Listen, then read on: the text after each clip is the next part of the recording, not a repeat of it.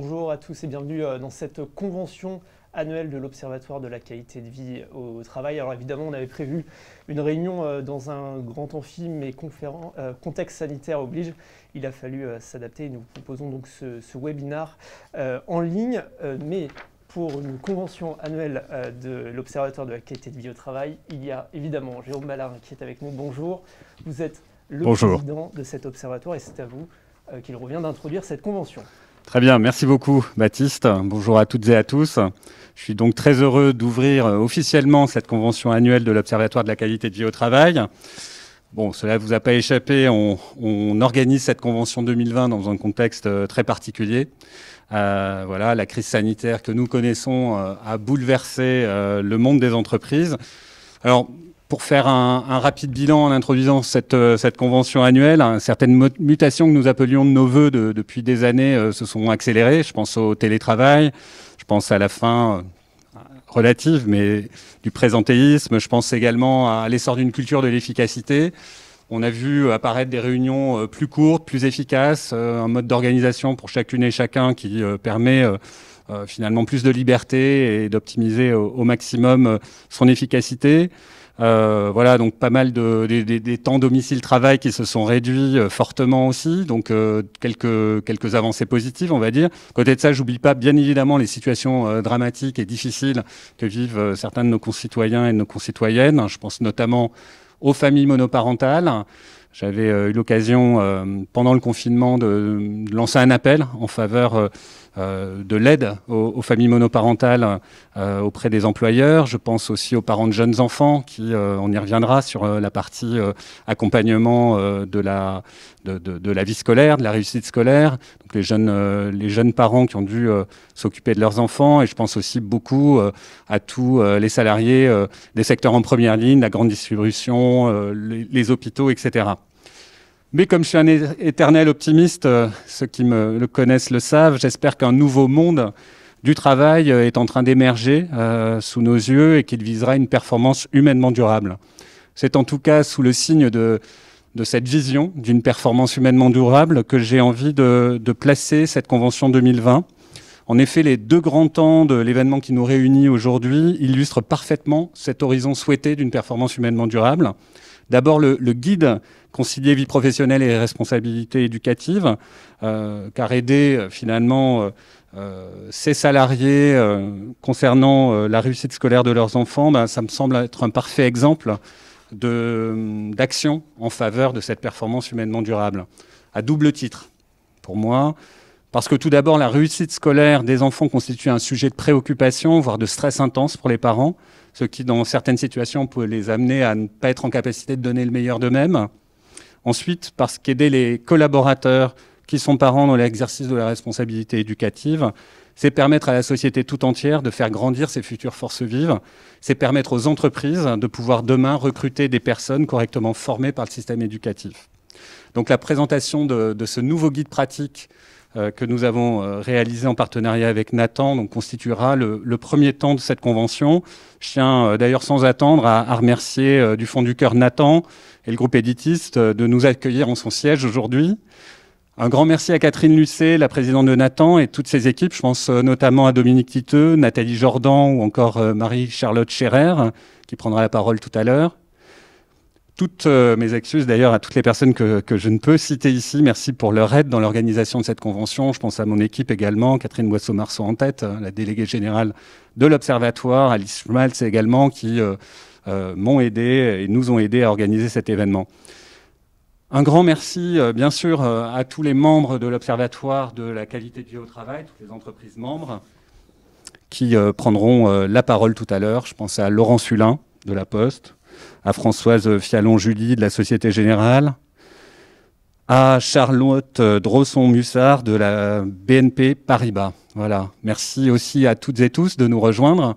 Vous étiez près de 200 inscrits en fin de semaine dernière. Une majorité de décideurs RH, des entreprises du réseau de l'Observatoire. Vous représentez des entreprises de toute taille, de tout secteur, de toutes les régions françaises. Alors, je m'arrête un peu, parce que la liste est longue pour les citer. Vous avez donc dans les auditeurs AG2R La Mondiale, des représentants de Banque de France, de Bayer, de BNP Paribas, de la Caisse d'épargne, de Capgemini, Cdiscount, CNP Assurance, Covea, le Crédit du Nord, Dassault Aviation, EDF, EY, Essilor, la Fédération Agir Carco, la Fondation des apprentis d'Auteuil, Franprix, Casino, le groupe Vive, KPMG, La Poste, Expansiance, Natixi, OneSide Consulting, Orange, Orano, Randstad, Renault, Safran, Schneider Electric. Vous avez des services publics. On a également un service public de la région de Bruxelles. Vous voyez, on dépasse les frontières hexagonales. Vous avez Servier, Siemens, la Société Générale, Steph, Veolia. Ça y est, je suis parti pour citer la plupart. La CAF de la Loire, la CAF de l'Essonne, la CPM du Finistère, le ministère de la Culture, pour terminer, Pôle emploi, Tarn Habitat, Ville de Créteil. Vous voyez, j'en oublie, je suis sûr, mais merci à toutes et à tous. Voilà, j'espère que cette convention 2020 répondra à vos attentes et je vous souhaite la bienvenue et une bonne convention à toutes et tous. Merci beaucoup Jérôme Ballarin. Alors, vous l'avez dit, la première partie de cette convention, eh bien, on va parler de ce guide qui sort aujourd'hui, guide de l'Observatoire de la qualité de vie au travail et des éditions Nathan, concilier vie professionnelle et responsabilité éducative, un guide à destination des entreprises avec ce sous-titre « Mieux comprendre pour agir ». D'abord, Jérôme Ballarin, quel est l'objectif de ce guide ? Alors, déjà, effectivement, on a le plaisir de dévoiler ce nouveau guide pratique aujourd'hui, concilier vie professionnelle et responsabilité éducative. On l'a réalisé en partenariat avec Nathan. Donc, comme je l'ai dit, et je remercie Catherine Lucet, la présidente de Nathan, qui va d'ailleurs prendre la parole dans quelques secondes. Alors, pourquoi ce guide ? Eh bien, pour sensibiliser les dirigeants d'entreprise, les décideurs RH, aux besoins rencontrés par les salariés parents dans la conciliation de leur activité professionnelle et de leurs responsabilités éducatives. Et ce guide, au-delà du pourquoi que je viens d'exposer, présente des actions concrètes, explique le comment les entreprises peuvent agir sur ces sujets. Alors on l'a construit autour de situations très concrètes rencontrées par les salariés parents. Par exemple, je vais en citer quelques-unes, se rendre disponible au quotidien pour aider ses enfants dans leurs devoirs et leurs révisions, gérer l'épineuse question des écrans, se rendre disponible pour participer à des réunions scolaires, donc dans les établissements scolaires, s'organiser en cas de grève ou d'absence des enseignants, être présent dans les temps forts de la scolarité, comme la rentrée scolaire, les examens, les concours, la recherche d'un stage, l'orientation scolaire. Et puis pour en citer un dernier, accompagner son enfant en cas de difficulté, qu'il s'agisse d'un problème de santé, de décrochage scolaire ou de harcèlement. Voilà, donc un guide qui ressemble, je dirais, dans sa philosophie aux autres guides de notre observatoire, c'est-à-dire très concret, centré sur l'action, et dans l'ensemble des parties prenantes et les employeurs en tête à pouvoir mettre en place des choses, des politiques dans le domaine. Et pour ce faire, nous avons laissé une grande place aux témoignages et aux bonnes pratiques des décideurs RH d'entreprise qui vont témoigner d'ailleurs dans un instant. Quatre entreprises vont témoigner et partager leur vécu sur cette problématique. On sent que c'est tout un programme. Oui, tout à fait. Donc je ne vais pas dévoiler ce qui va être dit, mais je les remercie d'ores et déjà d'avoir fait le déplacement pour certaines aussi avec nous aujourd'hui, et puis pour d'autres de s'exprimer à distance, voilà, et de nous faire partager leurs bonnes pratiques dans ce domaine émergent de l'aide à l'accompagnement scolaire. Parce que c'est vrai que ça fait partie, on va dire, des nouveaux sujets qui ont émergé ces dernières années.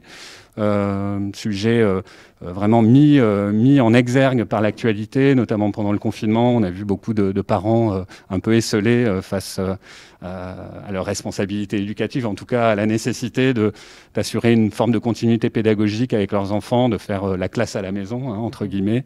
Voilà, donc tout ce qui va pouvoir demain aider tous ces parents dans l'accompagnement scolaire, qui devient un enjeu vraiment très très fort pour les parents, va être très, très apprécié. Et dans un contexte de promesses employeurs, d'attractivité, de nouveaux talents, etc., ça fait partie de ces nouveaux sujets qui vont émerger, j'en suis convaincu, de plus en plus dans les politiques qualité de vie au travail, conciliation vie pro-vie perso des entreprises. Merci beaucoup. Ce guide, on va continuer évidemment le détailler. Dans un instant, on sera avec Catherine Lucet, présidente de Nathan, le groupe Nathan d'ailleurs, qu'on remercie de nous accueillir dans cette convention annuelle de l'Observatoire de la QVT. Je voulais juste vous dire d'abord que ce guide, vous pouvez le retrouver sur le site de l'Observatoire de la QVT, et vous dire aussi que vous pouvez poser vos questions à nos différents intervenants, notamment via le chat WebIKEO, et évidemment on y répondra à la fin de cette première partie consacrée à détailler ce guide. Alors justement, Catherine Lucet qui est en duplex avec nous, je vais lui céder la parole. Catherine Lucet, je rappelle que vous êtes présidente de Nathan. Qu'est-ce que ce guide il contient concrètement ? Alors bonjour à toutes et à tous. D'abord, bienvenue cher Jérôme, bienvenue Baptiste Cordier et bienvenue à tous nos intervenants. C'est un grand plaisir de vous accueillir pour cette convention dans les locaux de notre maison mère Editis, et je suis absolument désolée de ne pas être parmi vous, confinement oblige. Donc Nathan est partenaire de l'Observatoire de la qualité de vie au travail depuis plusieurs années, et ça a été un grand privilège pour nous, pour nos équipes, d'avoir pu collaborer à la rédaction de ce guide et d'avoir collaboré donc avec Catherine Boisseau-Marceau sur le sujet. Donc ce guide concilier vie professionnelle et responsabilité éducative. Alors c'est un sujet qui nous tient à cœur depuis longtemps, mais la crise sanitaire et la période de confinement l'ont remis au premier plan en éclairant d'une lumière nouvelle les enjeux d'éducation et la difficulté d'assurer l'égalité des chances et l'accès au savoir. Donc à l'occasion de cette crise, les parents se sont trouvés en première ligne pour organiser l'école à la maison, souvent en télétravaillant en même temps, et donc ils ont été confrontés à la difficulté de motiver, rassurer, accompagner leurs enfants, mais aussi à des difficultés pédagogiques parfois. Et donc de nombreux parents débordés, propulsés dans ce rôle inédit, ont pu vraiment se sentir démunis et mesurer la difficulté d'aider leurs enfants dans leur scolarité. L'école et les enseignants ont aussi été pris par surprise par la nécessité d'enseigner à distance. Ils se sont mobilisés avec les moyens du bord, mais l'inventivité, le dévouement de nombre d'enseignants n'ont pas pu suffire à combler toutes ces fractures numériques, sociales et psychologiques. Donc le bilan est lourd. Aujourd'hui, donc une enquête de Synlab auprès de 1000 enseignants du primaire et du secondaire annonçait qu'environ 20% des élèves se sont désengagés de leur scolarité pendant le confinement. Donc nous avons vécu une vraie crise de l'éducation, mais cette crise où les parents et les enseignants ont dû sortir de leur position habituelle, cette crise, nous pensons qu'elle peut aussi devenir l'occasion d'un rapprochement entre les familles et l'école, et favoriser l'avènement d'une véritable coéducation encore à dessiner, sous réserve cependant que, bien sûr, les parents puissent trouver le meilleur moyen de concilier leur vie professionnelle et leurs responsabilités éducatives. Donc, cette crise est sans doute peut-être à l'origine d'une meilleure compréhension entre salariés et parents au sein des entreprises, et favoriser la mise en place d'actions en faveur de leur équilibre de vie et de la réussite éducative de leurs enfants. Donc cette convention arrive à point nommé pour partager des réflexions que nous avons tenté d'esquisser dans ce guide pour essayer de formuler ensemble des recommandations. Voilà, je vous souhaite à tous une excellente convention. Merci beaucoup Catherine Lucet. Je rappelle que vous êtes présidente de Nathan, et je rappelle le titre de ce guide, Concilier vie professionnelle et responsabilité éducative. Il y a 3 objectifs dans la rédaction de ce guide. D'abord, évidemment, dans le contexte qu'on connaît, la crise sanitaire, le confinement, ça a vraiment permis de prendre conscience de la place de la responsabilité éducative dans la vie de ceux qui sont à la fois des salariés et des parents.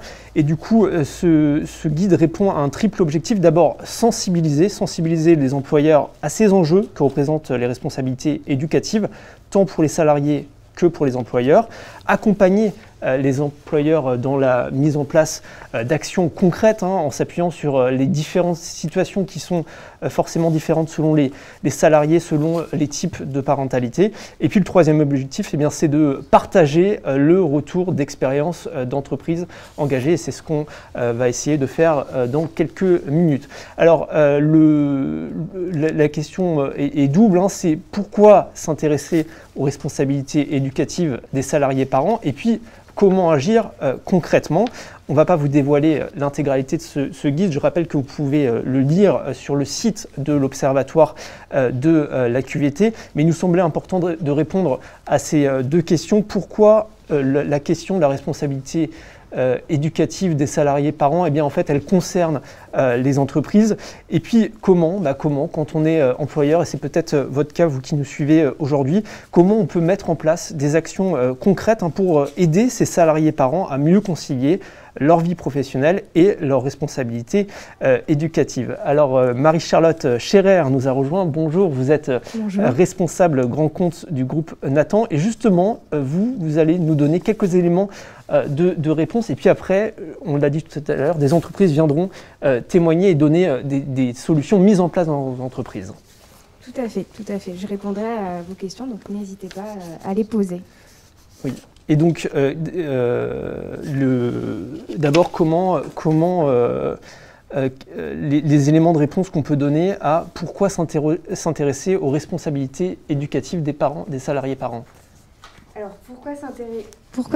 pourquoi s'intéresser à la responsabilité éducative? Tout d'abord parce que c'est finalement une part importante de la vie des collaborateurs, et une part importante aussi, donc forcément, du rôle de l'entreprise de prendre soin de ses collaborateurs. D'autant plus après la période de confinement que nous venons de vivre.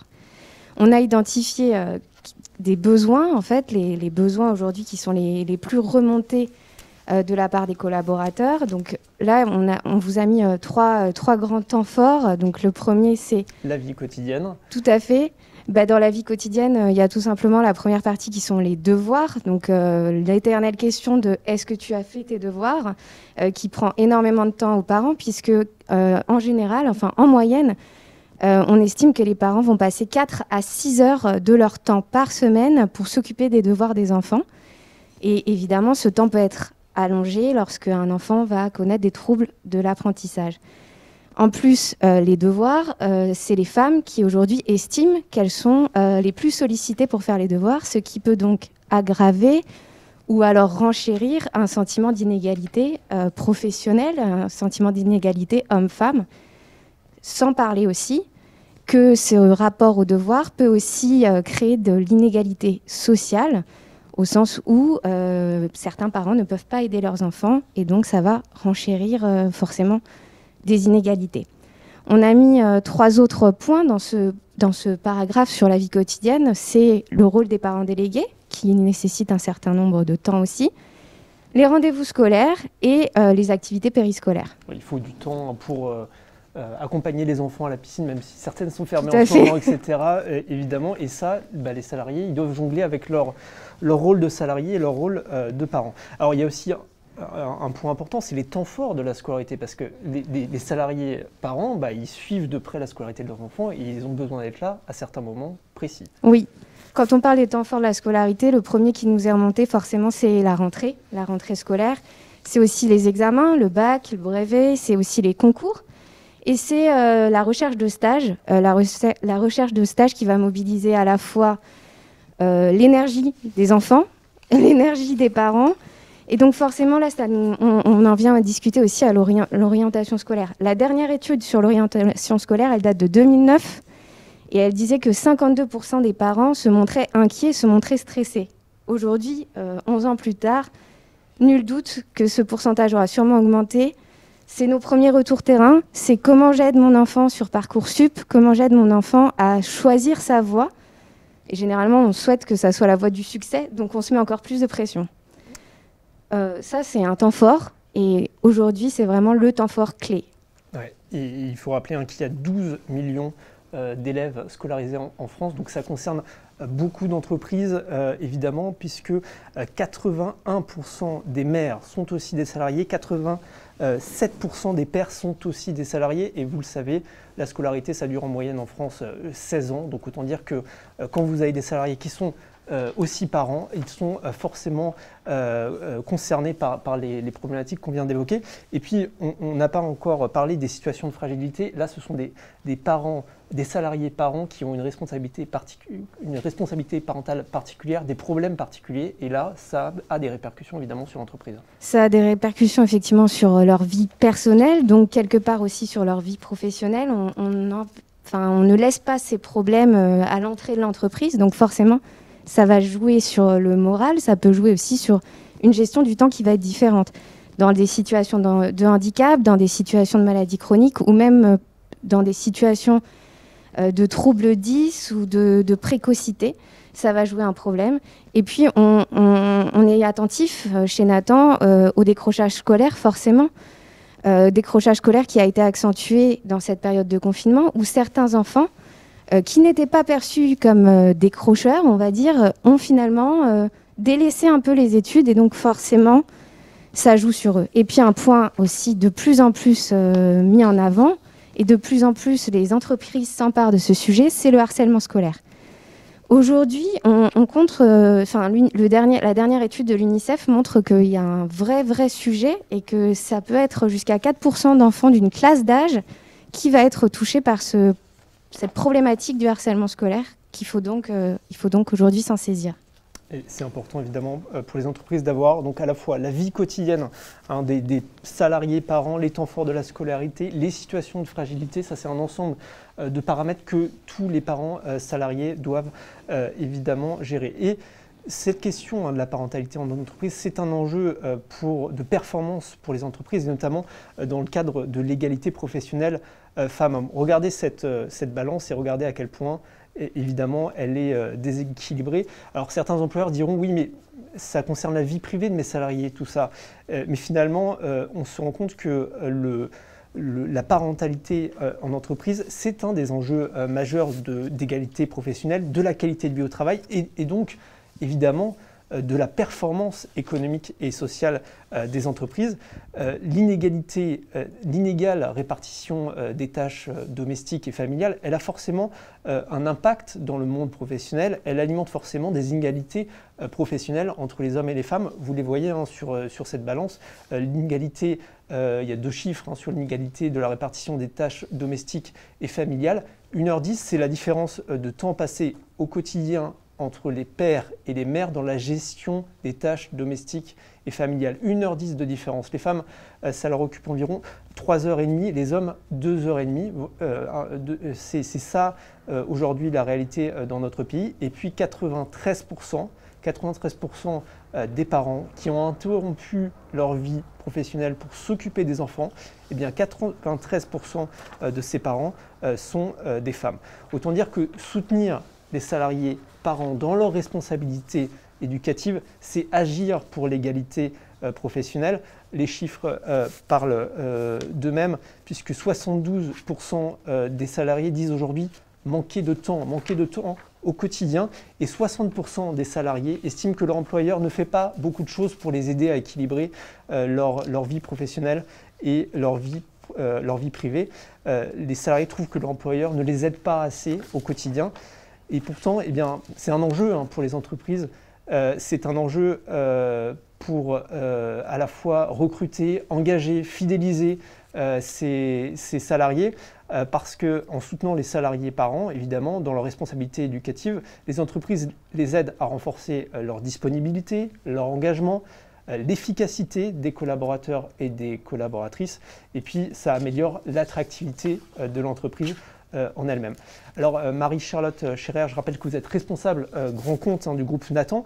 Comment concrètement, une fois qu'on a vu tout ce défi à relever, tous ces défis à relever, faudrait-il dire, comment les entreprises peuvent s'impliquer aujourd'hui ? Effectivement, quand on voit le constat que vous venez d'évoquer, c'est une des premières questions, c'est en tant qu'employeur, comment je peux faire ? Donc, On a listé dans le guide, et j'invite tout le monde à le lire pour en savoir plus évidemment, on a listé 10 conseils, mais 10 conseils qu'on va pouvoir regrouper en différentes catégories. La première catégorie, ça va être des mesures d'organisation du travail. C'est souvent la catégorie la plus simple, j'ai envie de dire, à mettre en œuvre. Donc ça va être donner la possibilité aux salariés d'aménager ponctuellement les horaires de travail, ça va être faciliter le télétravail, faciliter aussi le travail à distance, forcément.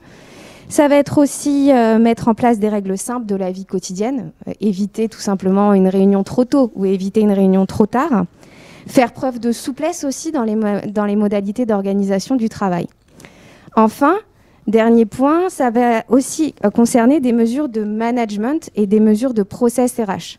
Où là, forcément, on va prendre en compte la parentalité dans des parcours professionnels, on va promouvoir un management bienveillant, on va faciliter les temps de vie et ça va garantir finalement aussi le droit à la déconnexion. On en entend beaucoup parler, mais c'est un élément clé à mettre en œuvre dans ces mesures. Enfin, dernier point, dernière catégorie d'actions concrètes à mettre en œuvre, on va avoir tout ce qui est les services aux collaborateurs. Donc forcément, dans cette catégorie-là, on va retrouver l'organisation d'ateliers, de conférences parentalité. On a aussi de coaching parentalité. On va y retrouver aussi la mise à disposition de plateformes de soutien scolaire, de plateformes aussi de cours pour aider les enfants. Et puis aussi, on va permettre des solutions un petit peu plus simples qui facilitent la vie.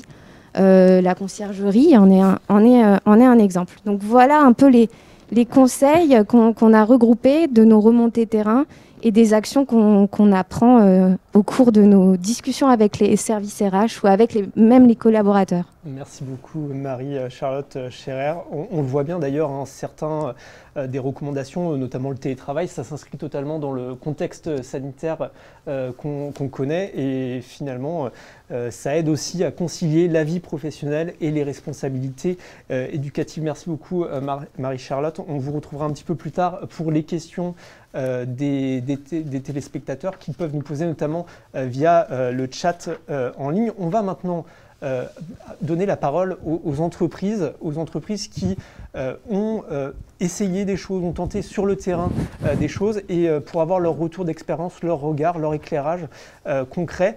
J'accueille Laurence Hulin bonjour. Qui est directrice diversité et égalité des chances du groupe La Poste pour ce premier témoignage sur le terrain. D'abord, évidemment, La Poste, on pense aux postiers. Qu'est-ce que vous faites, vous? Quel positionnement vous avez au sein du groupe La Poste pour les postiers qui sont aussi parents, les parents postiers, les postiers parents? Je ne sais pas dans quel ordre il faut dire. Les deux ordres sont corrects. En fait, La Poste, c'est un peu plus de 200 000 collaborateurs, avec une moyenne d'âge de 47 ans. On a 52,42% de femmes, donc 48 et quelques % d'hommes. Voilà. Et c'est vrai que la politique diversité du groupe La Poste nourrit la stratégie de l'entreprise. Et a pour but en fait de nourrir la stratégie d'égalité des chances et de permettre à chaque postier d'être égaux, égal d'ailleurs, non égaux, les uns par rapport aux autres. Donc ce qui est important en fait, c'est que nous, on s'est intéressé à la parentalité grâce à l'accord égalité professionnelle entre les femmes et les hommes. Donc on en est à notre 4e accord, donc on l'a signé en juillet 2019. Et c'était important pour nous, effectivement, d'intégrer les organisations syndicales aussi à cette thématique. Alors cet accord, il fait une 30aine de pages, donc il y a énormément de choses dedans, mais on a quand même des objectifs et il doit nous permettre de progresser sur 4 gros axes. Un premier axe qui est la part de femmes dans les cadres supérieurs et dans les cadres dirigeants et stratégiques. On s'est axé à devoir 40% à la fin de l'accord de femmes cadres stratégiques et dirigeants et 45% de femmes cadres supérieurs. Donc c'est une vraie avancée pour nous. On a voulu également renforcer tout ce qui était mixité des métiers. Voilà, donc on a aujourd'hui à peu près 50% de femmes qui sont factrices et 50% d'hommes. On a des métiers qui sont vraiment à l'équilibre et par contre on a des métiers qui sont un petit peu moins.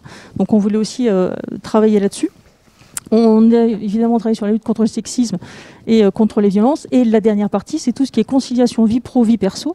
Et là-dedans, bien évidemment, on a intégré tout ce qui était parentalité. D'accord. Et justement, quelle action vous mettez en place, vous, au sein du groupe La Poste, pour le salarié? En fait, moi, je voulais revenir aujourd'hui sur 2 actions. C'est le droit de connexion, d'une part, et tout ce qui était soutien scolaire. Parce qu'on se rend compte que c'est quand même très, très important. Et la crise qu'on a vécue nous a permis aussi de voir que c'était un petit peu compliqué. Donc, le droit à déconnexion, d'abord, on a travaillé dessus au niveau de La Poste à partir de 2015. Donc, on s'est posé des questions. Pareil, grâce à l'accord égalité professionnelle entre les femmes et les hommes. On a mis en 2016 dans toutes les signatures de mail une petite phrase qui disait « Si vous êtes en dehors de vos heures de travail, vous n'avez pas à répondre à ce mail-là, sauf urgence exceptionnelle, hein, donc évidemment. Les heures de travail donc à La Poste, c'est entre 7h30 et 20h. Donc les heures de déconnexion, c'est entre 20h et 7h30 le matin et le week-end. Donc effectivement, si vous recevez un mail de votre manager, d'un collègue, vous n'avez pas à y répondre si c'est en dehors de ces heures de travail-là. Donc ça, c'était important de préciser à nos collaborateurs. Pour aller plus loin, en 2017, on a installé sur 150 000 postes de travail, donc PC, un petit pop-up. Donc c'est une petite fenêtre qui s'ouvre. Donc il est 20h02. Vous voulez envoyer votre petit mail à votre collaborateur et en fait, vous avez un pop-up qui vous dit attention, vous êtes pendant vos heures de déconnexion. Donc soit vous appuyez sur ce bouton-là et c'est urgent parce que, je ne sais pas, il y a un bureau qui s'est fait braquer ou je ne sais pas quoi. Soit c'est pas urgent et vous appuyez sur le bouton d'à côté et en fait, le mail sera mis dans votre boîte d'envoi et envoyé le lendemain matin à 7h30 quand vous allez vous reconnecter. Donc ça garantit vraiment le droit à la déconnexion. Aujourd'hui, on est en train d'aller plus loin et de voir avec Microsoft, puisqu'on est sur Outlook, comment en fait mettre ce dispositif-là sur tout ce qui est outils webmail, donc tout ce qui est en ligne, donc sur les Teams, sur les Yammer, sur les OneNote, etc. Donc tous les outils qui peuvent être collaboratifs aujourd'hui et qui n'ont pas justement ce droit à déconnexion pour l'instant. Donc là-dessus, on y travaille. Donc ça, c'est le premier point. Deuxième point, sur lequel moi je voulais revenir aussi, c'est tout ce qui était soutien scolaire. Donc la personne d'avant en a un petit peu parlé. Mais c'est vrai qu'avec la crise, par exemple, qu'on a vécue, c'est quand même quelque chose de très important. On se rend compte que quand on est postier ou postière ou quand on est salarié d'une entreprise, quand vous suivez un enfant qui est en CE1, CE2, ça va encore. Quand ça arrive en 6e, voilà, parfois ça devient un peu compliqué. Et quand vous arrivez en terminale, il y a très peu de gens qui sont capables d'aider leurs enfants surtout dans toutes les matières. Surtout dans toutes les matières. Autant l'histoire, etc., ça doit encore aller. Les mathématiques, la physique, la chimie, je ne suis pas sûre que tout le monde soit capable. Donc en fait, on a souhaité à La Poste donner un coup de main à nos postiers, leur donner du temps. Et on sait aussi que c'est un coût financier quand on veut que nos collaborateurs, s'ils ont besoin de faire appel à un prof externe, en fait, ça coûte de l'argent. Et quand vous avez besoin d'avoir des cours particuliers pour vos enfants, c'est compliqué. Et quand vous n'êtes pas capable de les aider, c'est aussi compliqué. Donc en fait, ce qu'on a mis en place, c'est une plateforme où les enfants ont accès à des professeurs en direct. Ils peuvent poser des questions, ils peuvent avoir des informations. Alors ils ne vont pas avoir le résultat de l'équation à 3 inconnus, ce n'est pas le but. C'est vraiment par contre les accompagner dans comment résoudre le problème, comment comprendre s'il y a eu des problèmes d'incompréhension pendant le cours, c'est comment essayer de revoir la leçon et essayer de se l'approprier. Ça, c'est de la maternelle, en gros, à la terminale. Exactement. Et en fait, avec des modules différents d'âge en âge, on a la possibilité d'avoir des dispositifs, par exemple, pour faire des exposés. Donc, ils ont une docutech à disposition où, si un élève de 3e a besoin de faire un exposé, derrière, il va taper dedans, il va pouvoir y avoir accès. Pour les élèves de terminale, on a aussi des aides sur tout ce qui est Parcoursup. On a des aides à l'élaboration des CV, par exemple pour les élèves de 3e, pour avoir un stage de 3e, donc CV et lettre de motivation. Voilà, vraiment beaucoup de dispositifs qui sont adaptés à la classe d'âge. Donc nous, on a 3 classes d'âge au niveau de La Poste. On a 4-11 ans, je crois que c'est 12-15 et puis et au-dessus. Et vraiment, non, 12-14, pardon, et 14-18. Et on arrive vraiment en fait à adapter le besoin aux besoins des enfants et de nos postiers, nos postières. Donc ça, c'est un vrai atout. Et pour aller un peu plus loin, parce qu'on sait aussi qu'il y a des dispositifs de soutien scolaire, c'est important, mais on a aussi parfois des parents qui peuvent être un petit peu perdus avec des ados un petit peu différents. Et donc on a aussi mis en place des partenariats avec l'école des parents, qui est une école en fait qui permet de conseiller les parents quand ils sont face à des adolescents un peu différents. On va dire ça comme ça. Et alors justement, face à ce panel, quels sont les premiers bilans que vous pouvez tirer Est-ce que vos postiers, vos postières, ils utilisent ces outils que vous mettez ils utilisent beaucoup. Alors, j'ai pas les chiffres 2020 parce que, voilà, en tout cas, j'ai ceux de 2019, mais je pense que... Il doit y avoir une petite masse de connexion du mois de mars vers la mi-mars à peu près. Je pense qu'il doit y avoir un truc. Alors, sachant que les postiers, ils étaient quand même sur le terrain, mais je pense effectivement qu'il y a dû y avoir pour leurs enfants pas mal de connexions. Le bilan que l'on a aujourd'hui sur tout ce qui est soutien scolaire, on a eu en 2019 14 000 postiers, donc 14 000 postiers et postières, donc enfants, qui se sont connectés, qui ont fait appel à cette solution. Ça représente un coût pour la Poste d'un peu plus de 650 000 €. Donc voilà, quand je vous dis que ça coûte de l'argent, effectivement, d'avoir des profs, c'est le cas. Et pour aller plus loin, on a négocié aussi depuis quelques années avec deux centres, alors c'est Complétude et Academia, des tarifs préférentiels, parce que c'est vrai que, encore une fois, cette plateforme elle va répondre à des moments, à des instants T. Par contre, s'il y a vraiment un problème de fond dans la compréhension sur une matière, voilà, on a aussi négocié des prix avec ces deux grands acteurs en fait, du soutien scolaire pour que nos postiers puissent accéder à des prix préférentiels à des gens de cours de profs qualifiés. Très bien, merci beaucoup pour ce bilan et ce retour d'expérience sur le terrain au sein du groupe La Poste. Je rappelle que vous êtes Laurence Hulin, directrice diversité et égalité des chances. Un autre témoignage d'entreprise, cette fois à distance avec la BNP Paribas, avec Charline Drosson-Mussard qui doit nous entendre normalement, qui est chef de projet diversité et inclusion. Alors vous, comment ça se passe au sein de BNP Paribas ? Alors, bonjour à toutes et à tous. Je suis ravie d'être parmi vous aujourd'hui à distance. Je précise que j'interviens au nom de Caroline Courtin, qui est responsable diversité et inclusion du groupe BNP Paribas et qui est désolée de ne pas avoir pu participer à l'événement à vos côtés. Elle n'a pas pu s'extraire d'un impératif professionnel qu'elle avait par ailleurs. Alors, chez BNP Paribas, déjà peut-être un tout petit mot concernant nos effectifs. BNP Paribas, c'est près de 199 000 collaborateurs répartis dans 71 pays, 173 nationalités représentées et parmi donc toutes ces équipes, 52% de femmes et 48% d'hommes. L'âge moyen chez nous est de 41 ans, l'ancienneté moyenne de 11,6 ans. Donc voilà un petit peu pour dire juste un mot introductif sur nos effectifs. Concernant la parentalité et la conciliation des deux vies, professionnelles et personnelles, depuis plus de 12 ans, BNP Paribas est très engagé en faveur d'une politique active et donc volontaire pour un meilleur équilibre entre la vie professionnelle et la vie privée. Avant de vous présenter deux bonnes pratiques, peut-être un petit mot un peu plus large, introductif. En 2008, BNP Paribas a signé la charte de la parentalité, puis dans la continuité de cette signature, en 2014, nous avons signé la charte pour l'équilibre des temps de vie. Voilà ici un cadre assez formel, j'ai envie de dire, qui s'accompagne aussi d'accords collectifs, donc un accord diversité, un accord égalité femmes-hommes, un accord sur le télétravail, sur le dispositif du temps à la carte, le don de jours de repos à un salarié parent d'un enfant gravement malade. Voilà un certain nombre d'accords collectifs que nous avons signés et qui viennent construire ce cadre à côté des chartes.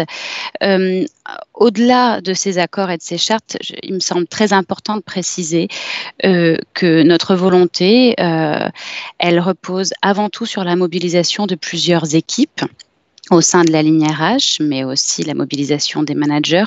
Et c'est vraiment essentiel de le souligner parce qu'une politique efficace et inclusive, c'est vraiment le fruit d'un travail collectif et pluridisciplinaire. Donc je pense au sein des ressources humaines, au pôle Action sociale France, composé du service de santé au travail et d'un réseau de près d'une quarantaine d'assistantes sociales et assistants sociaux qui jouent un rôle déterminant pour accompagner au quotidien nos collaboratrices et nos collaborateurs dans leurs problématiques tant professionnelles que personnelles et familiales. Évidemment, les gestionnaires de carrière et les managers de proximité jouent eux aussi un rôle clé pour détecter d'éventuelles difficultés et pour accompagner nos collaboratrices et nos collaborateurs. On parlait à l'instant d'accord. Un petit mot parce que c'est tout récent, ça date du 1er octobre, donc il y a quelques jours seulement, mais le nouvel accord sur la diversité et l'inclusion de BNP Paribas SA vient d'entrer en vigueur il y a quelques jours.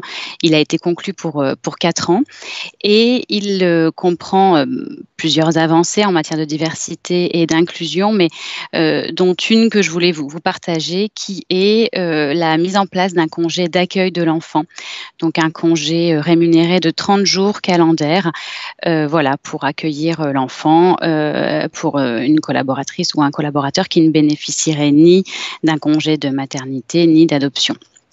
C'était une parenthèse parce que c'est vraiment tout récent et c'est une belle avancée dont nous sommes très heureux.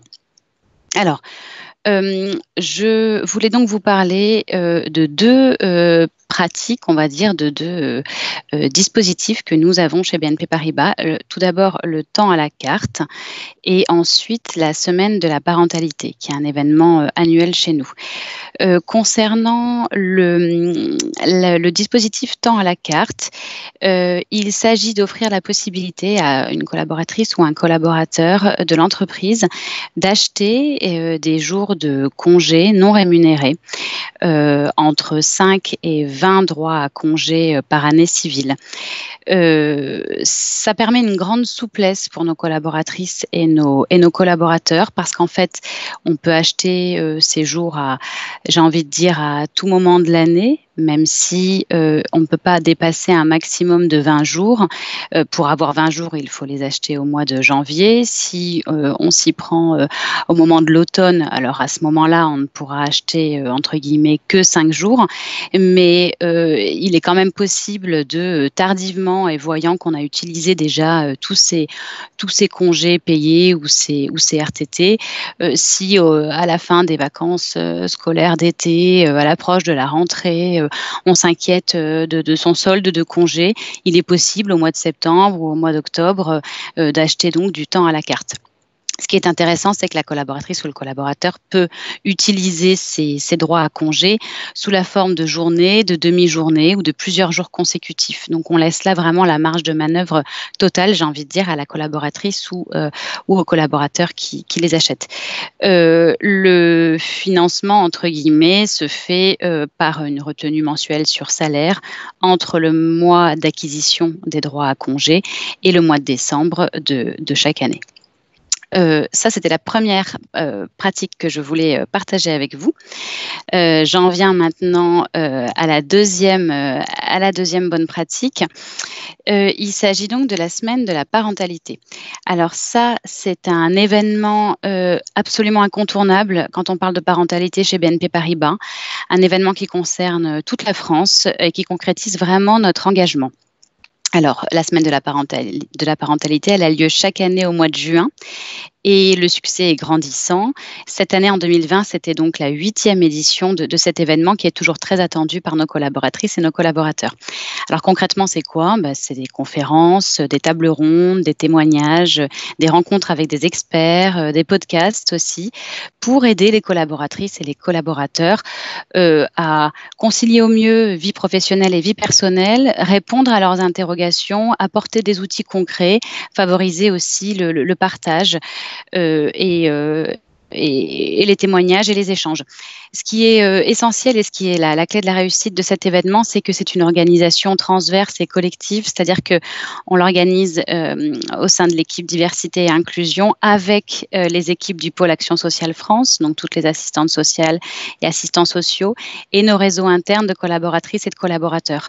Donc c'est un ancrage essentiel et c'est vraiment une collaboration j'ai envie de dire cross-équipe. Alors en 2020, évidemment, le contexte sanitaire étant ce qu'il a été, on a été pour la première fois sur un format 100% digital avec du live et du replay, avec des horaires adaptés aussi bien sûr au travail à domicile et avec des thématiques en lien avec l'actualité et le quotidien que vivaient nos collaboratrices et nos collaborateurs à cette époque-là. Je risque de manquer de temps pour m'étendre davantage davantage, mais durant cette semaine, on avait entre 1 et 2 événements chaque jour qui étaient proposés et les thématiques traitées allaient de l'hyperparentalité à la place du père, en passant par comment sensibiliser ses enfants à la question du vivre ensemble et à la question du racisme. On abordait aussi bien évidemment le sujet du décrochage scolaire, mais aussi celui des aidants avec des outils pratiques au quotidien. On a eu un podcast dédié à la relation parents-adolescents. Et puis, on a abordé aussi la thématique du coming out en famille. Donc, voilà, les thématiques chaque année changent, mais on essaie de couvrir un maximum de problématiques qui peuvent être rencontrées par nos collaboratrices et nos collaborateurs, tant le sujet du décrochage scolaire que de la relation avec son enfant, adolescente ou adolescent, le rôle des aidants également pour traiter la parentalité à 360 degrés, si je puis dire. Et puis, des sujets aussi en lien avec la responsabilité éducative et le racisme, par exemple, et le coming out, ou voilà, on essaye le handicap également, bien sûr, on essaie d'aborder les thématiques de la manière la plus large et la plus inclusive possible pour répondre au maximum d'interrogations. Donc, on a eu près de 4000 vues durant cet événement et énormément de témoignages de collaboratrices et de collaborateurs qui, chaque année, ont comme un moment vraiment privilégié sur ces sujets-là. Pour échanger, rencontrer des experts et recueillir, pourquoi pas, des conseils qu'ils peuvent ensuite appliquer dans leur vie personnelle et qui leur sont vraiment précieux. J'en veux pour preuve les témoignages que l'on reçoit chaque année, qui s'adressent donc aussi bien à nous qu'à nos équipes Action sociale, évidemment, et qu'à nos réseaux internes. Voilà, je m'arrête là et je vous remercie beaucoup pour votre attention. Merci beaucoup Charline Drosson-Mussard. Je rappelle que vous êtes chef de projet diversité et inclusion au sein de la BNP Paribas. On l'a bien compris avec votre témoignage et le précédent, ces solutions, elles se conjuguent vraiment au pluriel. C'est un panel de solutions qu'il faut mettre en place dans chaque entreprise. Et c'est aussi le cas au sein de la Société Générale avec notre nouvelle invitée, Françoise Fialon-Julie. Bonjour. Bonjour. Vous êtes responsable QVT au sein de la Société Générale. Alors, concilier la vie professionnelle et les responsabilités éducatives, comment ça se passe chez vous au sein de la Société Générale ? Alors, déjà, merci de nous accueillir et de nous donner la parole. Alors, pour répondre très concrètement, on a à cœur, effectivement, de soutenir nos collaborateurs dans leur moment de vie au quotidien, d'autant plus avec la période qu'on traverse actuellement. Et on a effectivement un certain nombre de dispositifs, à la fois des dispositifs internes et des dispositifs externes, pour répondre à cette problématique. Ces dispositifs, ils visent aussi à répondre aux enjeux de la performance de l'entreprise, donc à la fois sur le volet santé et le volet engagement. Et pour ça, on a un programme qui s'appelle Life at Work, qui est un programme de qualité de vie au travail, qui est sous-tendu par un accord, comme d'autres l'ont déjà évoqué tout à l'heure. Et puis, on a des enjeux aussi autour de l'inclusion et de la responsabilité sociale et environnementale, avec des programmes à la fois en France et à l'international, davantage sur l'insertion et la facilitation des apprentissages. Concrètement comment ça se traduit en interne, on a un programme autour de la parentalité on a pris le parti d'avoir des actions tout au long de l'année sur ce programme-là, plutôt que d'avoir un rendez-vous spécifique qui fonctionne par ailleurs très bien dans d'autres sociétés. C'est juste un parti pris qu'on a pris et donc qui se traduit via différents vecteurs. On a des conférences sur des thématiques en lien avec la parentalité, comme l'attention, la confiance. Et ce ne sont pas tout à fait des thématiques que l'on prend au hasard, puisqu'elles sont aussi intégrées dans l'accord de la qualité de vie au travail que nous avons signé avec nos partenaires sociaux. Et plutôt que de les aborder uniquement sous un angle, j'allais dire, professionnel et strictement professionnel, on les aborde aussi via les sujets de parentalité et via le biais de ces conférences. l'attention, par exemple, on en parle aussi bien dans le monde du travail que dans la vie privée, dans la vie... Absolument. Voilà. Okay. Et donc les conseils qui peuvent être donnés via ces conférences qui sont à destination de tous nos collaborateurs peuvent accessoirement apporter des trucs et astuces à nos collaborateurs professionnels, sur le plan professionnel. On voit bien, être bien dans sa famille, c'est aussi être bien au travail et vice-versa. L'un et Exactement. l'autre se conjuguent ensemble. Et là, on le voit d'autant plus en ce moment, effectivement. Juste pour une précision, ces conférences sont ouvertes à tous, à la fois en présentiel et en distanciel, puisqu'on a des personnes qui sont dans le réseau et qui ne peuvent pas se déplacer sur Paris.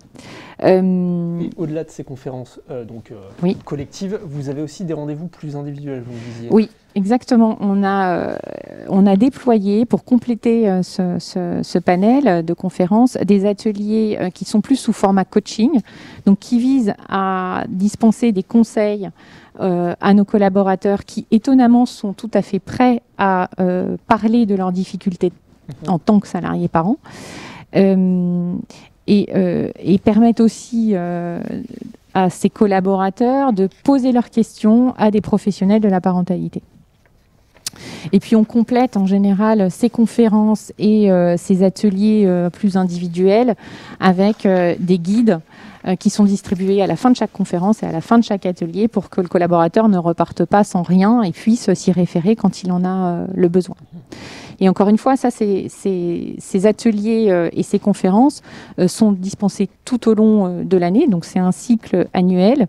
Et les sujets que l'on aborde pour les ateliers individuels dont vous parliez, ce sont des sujets qui remontent du terrain. Donc, on s'adapte au fur et à mesure. Dernièrement, on a fait un atelier sur la rentrée en période dans cette période transitoire, parce qu'on se rend compte que pour les parents, c'est pas toujours évident de gérer cette incertitude. Vous vous rendez compte que c'est une problématique que vos salariés parents, ils ont particulièrement en tête en cette rentrée, évidemment. Absolument. Bien sûr. Et donc, et prochainement, on fera un atelier, d'ailleurs, avec l'aide de Nathan, sur l'orientation et les méandres de Parcoursup. Vaste programme. Voilà. Donc ça, c'est sur le volet, j'allais dire, interne, pour vous donner un des exemples de ce qu'on fait, parce qu'il y a évidemment bien d'autres actions qui sous-tendent notre action parentalité, mais voilà les deux exemples qui peuvent être intéressants. Et une autre initiative qui, celle-ci, est à la fois interne et externe, c'est l'initiative de IT for Girls, qui est une start-up interne qui permet en fait à des mamans collaboratrices, d'apprendre à coder. Et c'est aussi une manière pour leurs enfants et leurs enfants filles d'apprendre à coder et d'utiliser les outils informatiques, puisqu'on se rend compte que c'est un milieu où il y a très peu de femmes. Et donc cette start-up interne vise notamment à déployer ce genre de compétences. Et donc ça répond davantage à ce qu'évoquait tout à l'heure, je crois, Charlotte, sur la responsabilité éducative, à notre rôle d'employeur de aussi miser sur nos employeurs de demain, quelque part. Oui, c'est en même temps une action évidemment qui aide à l'égalité professionnelle entre les femmes et les hommes, évidemment. Absolument, oui, merci. Tout à fait. Merci beaucoup pour ce témoignage. Je rappelle que vous êtes la responsable QVT de la Société Générale. Merci beaucoup Françoise Fialon-Julie d'avoir été avec nous cet après-midi. Merci à vous. Merci. On va accueillir une quatrième et dernière intervenante au cours de cette conférence annuelle de l'Observatoire de la QVT, quatrième et dernière intervenante, pour nous raconter comment ça se passe sur le terrain concrètement, parce qu'on a envie d'avoir des solutions qui marchent concrètement sur le terrain. Bonjour Sylvie Chartier-Godet.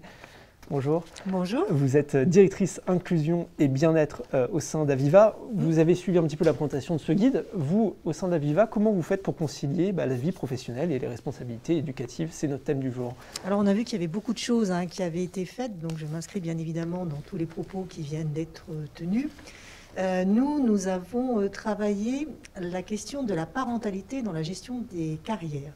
Et depuis 2017, nous avons mis en place un congé de parentalité de 10 semaines rémunéré à prendre à l'occasion de la naissance ou de l'adoption d'un enfant pour le deuxième parent. Pardon, excusez-moi. Et ce congé permet justement de travailler les deux dimensions, les équilibres vie privée, vie professionnelle et l'égalité professionnelle, puisqu'on sait que les biais peuvent par moments nous chahuter et faire privilégier une candidature à une autre. Donc c'est important d'avoir ces deux notions, égalité professionnelle, vie privée, vie professionnelle. Dans les mesures que nous avons, donc nous avons ce congé de parentalité et puis nous avons aussi d'autres dispositifs. Certains ont vu le jour d'ailleurs pendant la crise sanitaire sans précédent que nous avons connue. Je pense notamment aux difficultés de certains collègues au moment des fermetures des établissements scolaires, où certains ont dû s'inventer instituteurs ou maîtres des écoles. Et donc nous avons mis en place le campus de la parentalité avec Nathan, qui a permis à un bon nombre de nos collègues d'avoir un soutien, puisque cette solution va de 0 jusqu'au bac.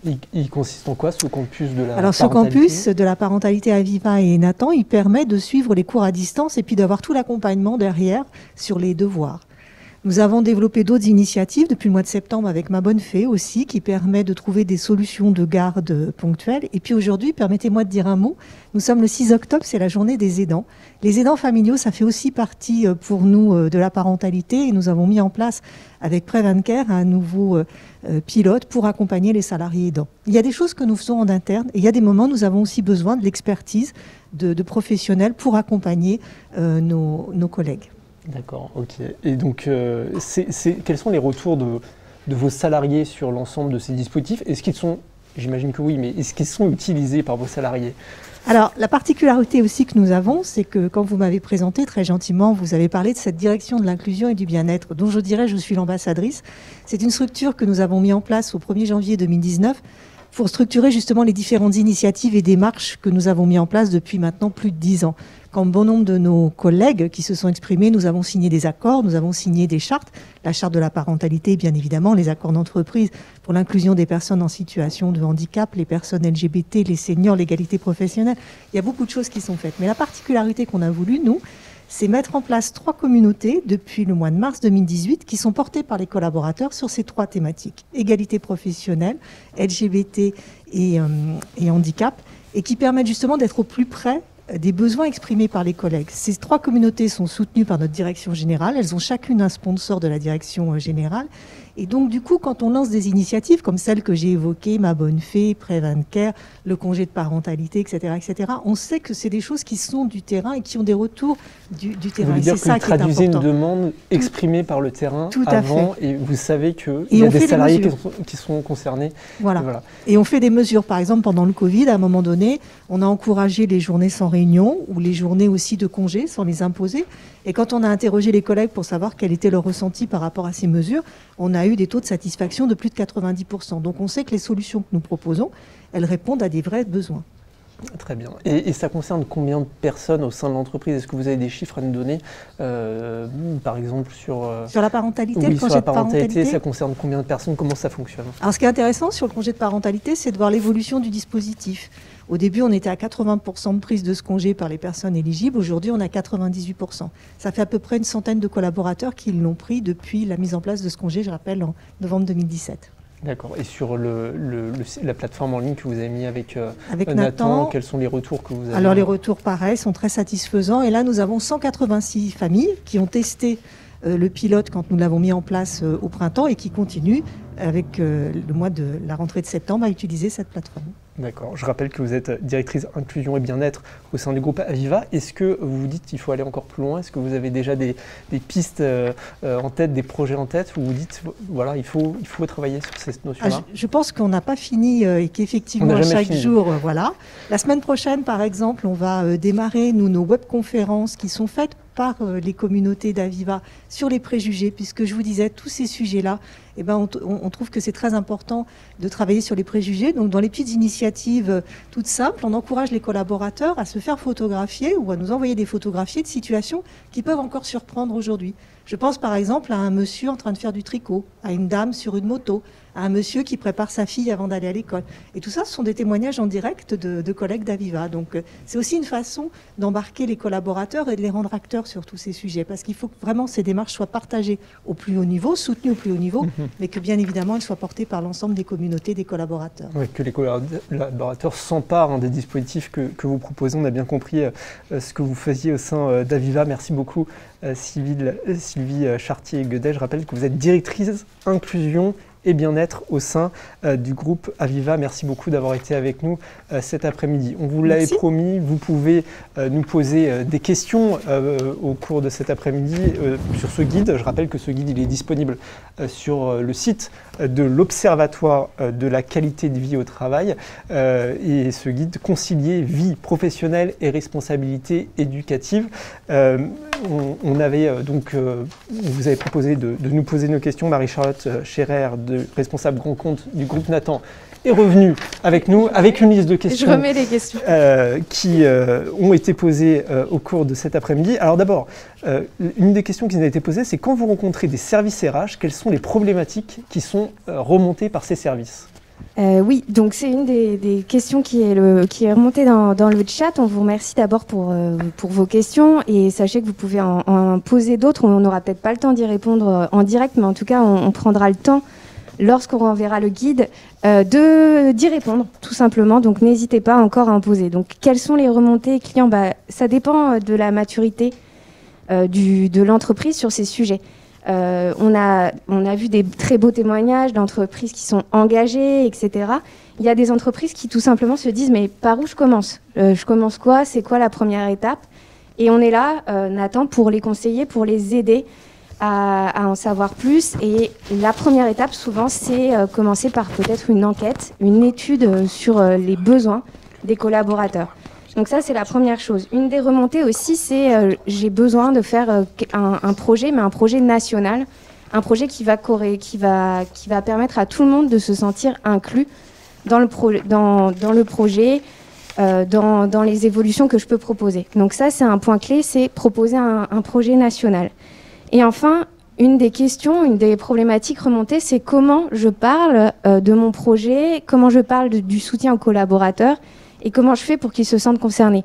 Les questions que vous avez posées justement par exemple à Aviva montrent bien ces questions-là. Comment je fais pour en parler ? Donc c'est la communication et c'est l'engagement de personnes comme qu'on vient de rencontrer qui fait la différence en fait. La nécessité de l'entreprise n'est pas seulement de faire en sorte qu'il y ait ces projets-là dans l'entreprise, mais c'est aussi de communiquer et aussi de s'engager à en parler toujours plus et toujours avec autant d'affirmation. On voit bien ce qui est rassurant quand même, c'est qu'au niveau des services RH, la question c'est pas du tout pourquoi, mais c'est comment concrètement on fait. Quoi, hein. C'est vraiment la remontée que vous avez.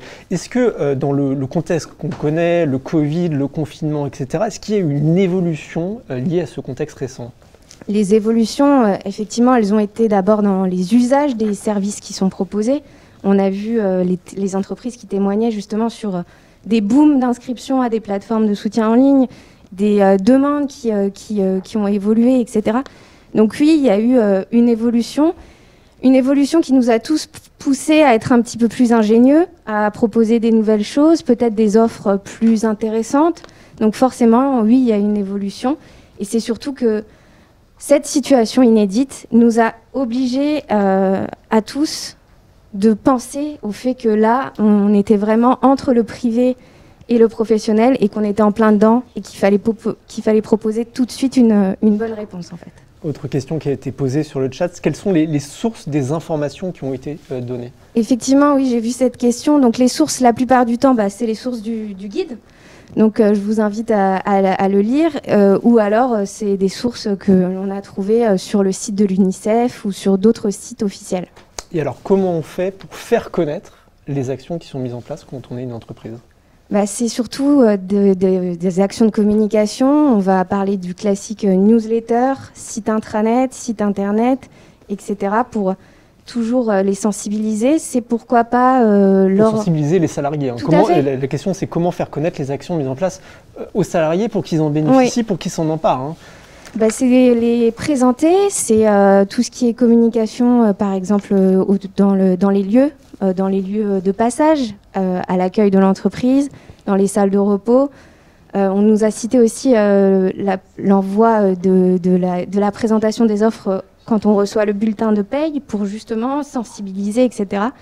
Donc ça, c'est vraiment la manière la plus simple de communiquer, c'est toujours être aussi dans le bouche à oreille quelque part et donc donner envie aux autres collaborateurs de s'inscrire ou de profiter des offres.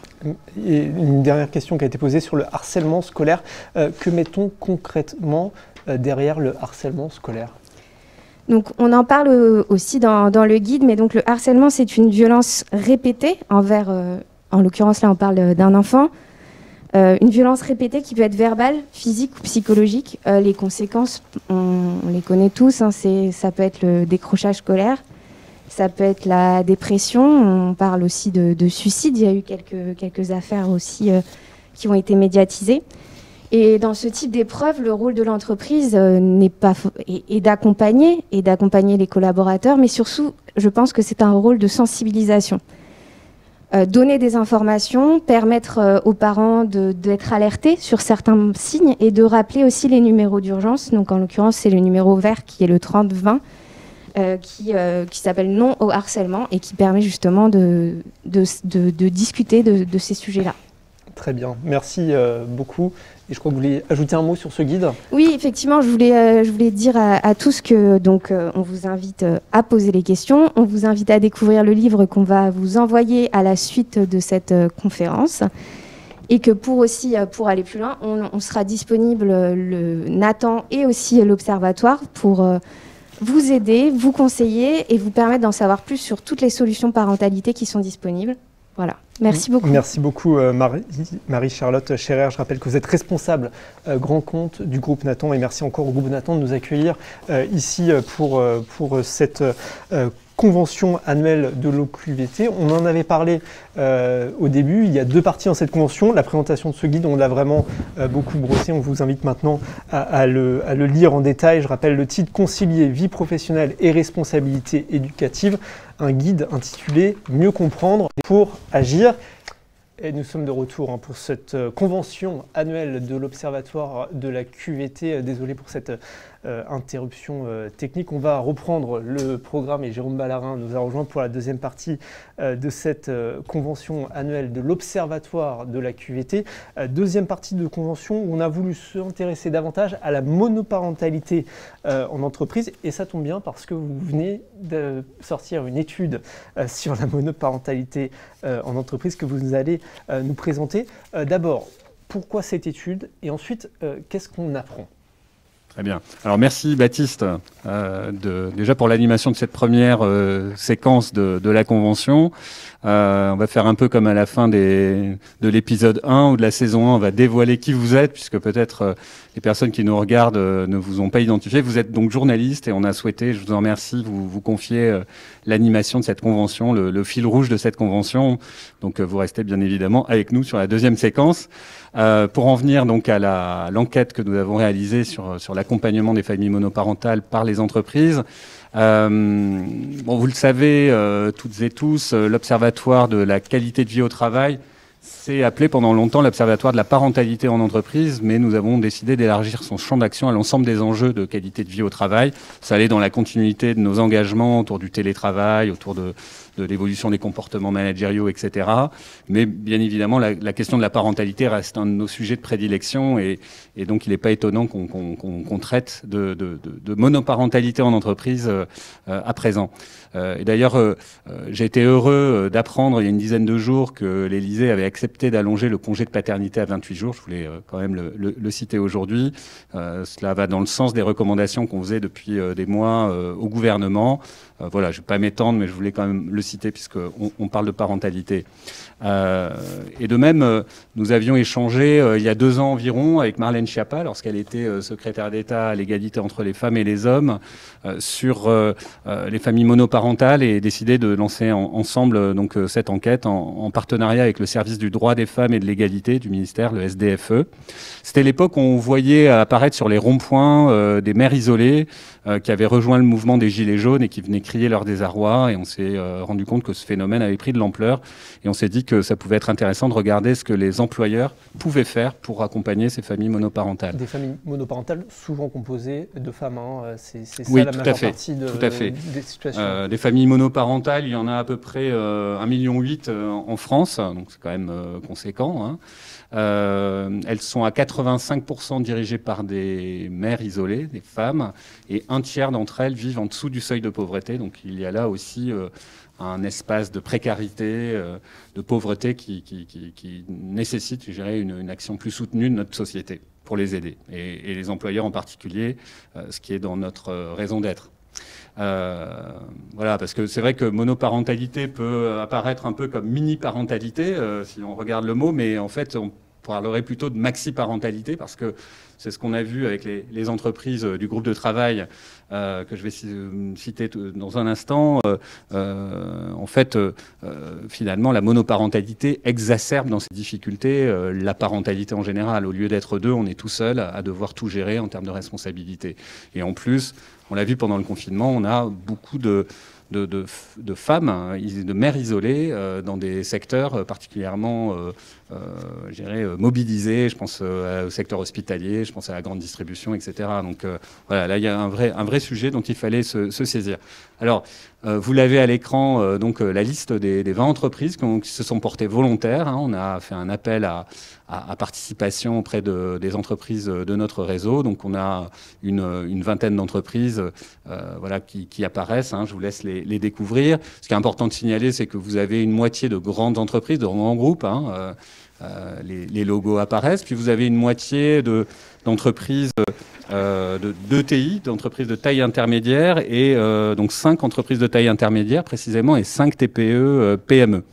Donc pour parler un peu de ce panel, on a 61% des effectifs, hein, globaux de ces entreprises qui sont féminins, et 64% de non-cadres. Voilà, ce qui est intéressant de signaler aussi par rapport ensuite aux bonnes pratiques qu'on a pu faire émerger de ce groupe de travail. Oui, justement, cette étude, elle a à la fois permis de cartographier les enjeux, les freins et puis aussi les leviers d'action. On va y revenir dans un instant.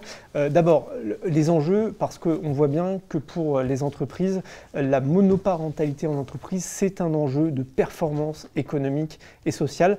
Vous l'avez dit, Jérôme, hein, c'est un facteur aggravant de stress, de fatigue pour les salariés qui sont dans cette situation. C'est un risque majeur en matière d'accès et de maintien en emploi d'être un salarié en situation de monoparentalité. Et puis, c'est une situation qui mène à avoir davantage besoin de soutien à la parentalité en entreprise. Il y a un besoin en temps, il y a un besoin en accompagnement social, il y a besoin de soutien dans l'organisation de la vie familiale. Tout ce qu'on a dit, hein, dans la première partie de cette convention annuelle, hein, sur concilier la vie professionnelle et les responsabilités éducatives. Évidemment, quand on est salarié en situation de monoparentalité, on est particulièrement concerné, particulièrement attentif à ces dispositifs qui peuvent exister. Et l'entreprise, elle est légitime à agir au regard du phénomène. Vous disiez combien de millions de familles, près de 2 millions de familles concernées, près de 2 millions du coup de salariés concernés, et l'entreprise est donc particulièrement légitime à agir au regard de l'ampleur de ce phénomène.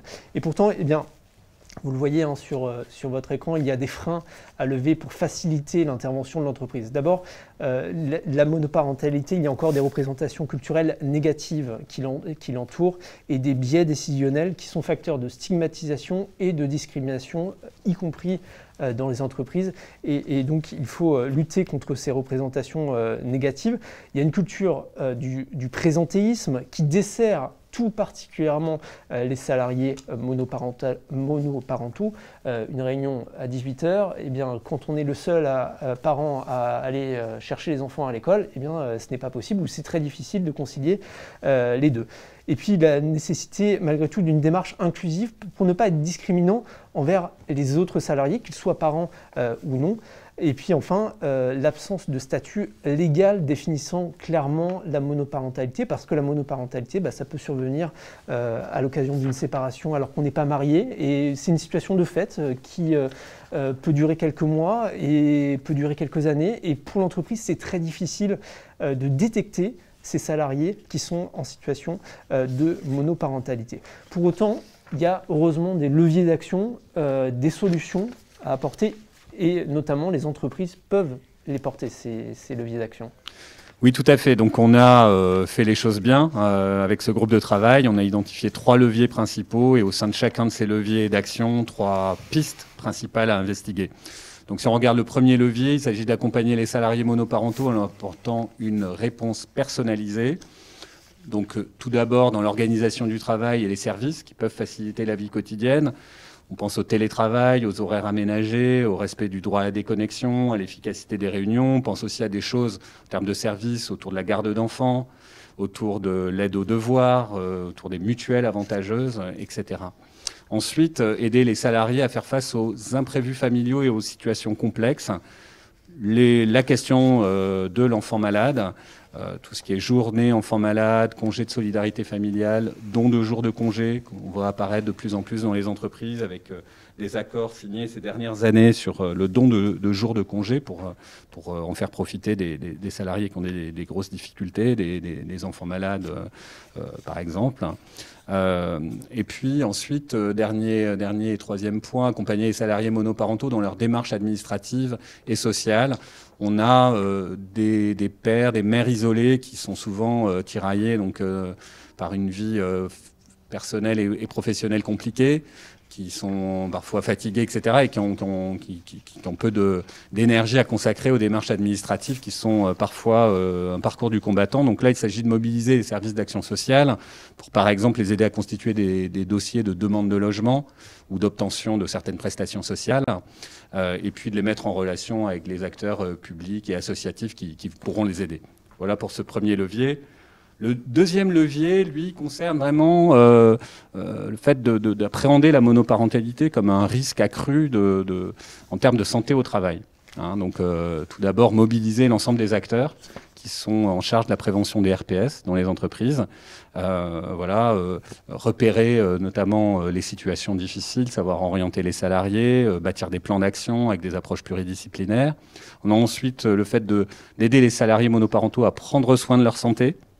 C'est des personnes qui peuvent un peu s'oublier. On a effectivement ce 6 octobre, journée des aidants familiaux, un peu une problématique proche là, des personnes qui sont tellement accaparées par la logistique du quotidien qu'elles peuvent oublier de s'occuper d'elles-mêmes. Donc là, les employeurs peuvent les aider à prendre des rendez-vous médicaux, parfois sur la journée de travail, proposer des services de téléconsultation, de consultation sur le lieu du travail. Et puis mettre en place aussi des ateliers de prévention santé autour de la nutrition, du sommeil, de l'activité physique. Et puis, 6e point, le 3e de ce levier 2, permettre aux salariés monoparentaux de prendre du temps pour soi. Donc là, leur donner accès à des activités sportives, culturelles, et aussi, là, on peut s'appuyer sur des réseaux internes dans les entreprises, des réseaux de salariés, des réseaux féminins aussi pour s'entraider et se échanger aussi des bonnes idées. Merci beaucoup Jérôme. Je crois que vous nous aviez promis 3 grands types de leviers. C'est quoi le 3e grand type de levier ? Alors, le 3e levier, c'est faire évoluer les mentalités et les pratiques RH et managériales des entreprises. Donc, c'est un levier assez classique, finalement, quand on parle de qualité de vie au travail et de parentalité.